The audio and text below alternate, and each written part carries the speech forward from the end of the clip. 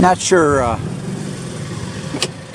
how much of this I can keep recording because I'm trying to drive with one hand over there. But anyway, I got the mule back up in the woods on the dike and just did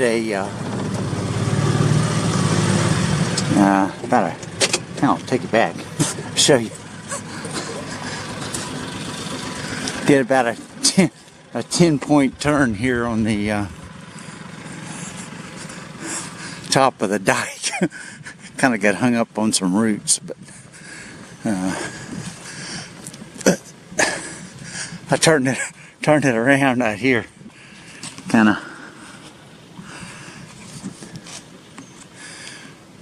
back in here, back in here, back in here, back in here, about a 10-point turn, and anyway.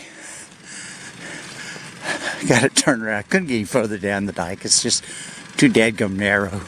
But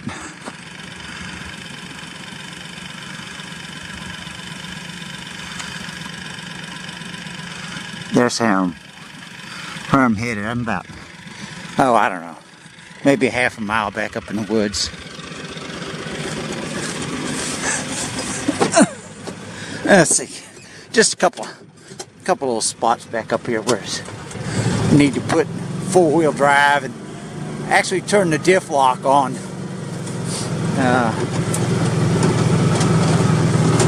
To get up over a log or two, but never have used diff lock much, but it just locks the rear differential, so neither wheel spins basically, or they both spin. But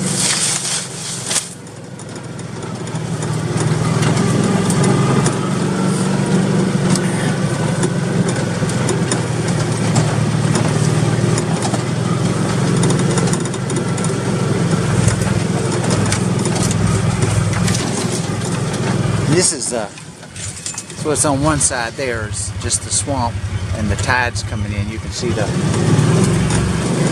water flowing from left to right down there. And then on the other side is just kind of cypress trees and swamp. It's pretty this time of day right now because the sun's so low and it's coming in kind of horizontal. It's about 9 o'clock in the morning, so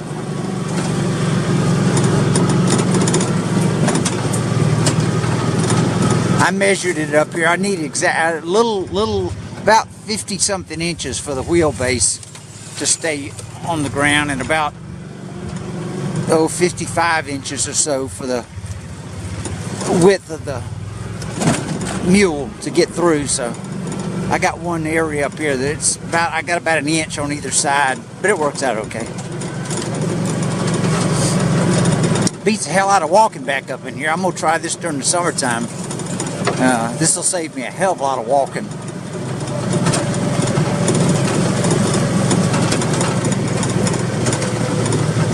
Woo!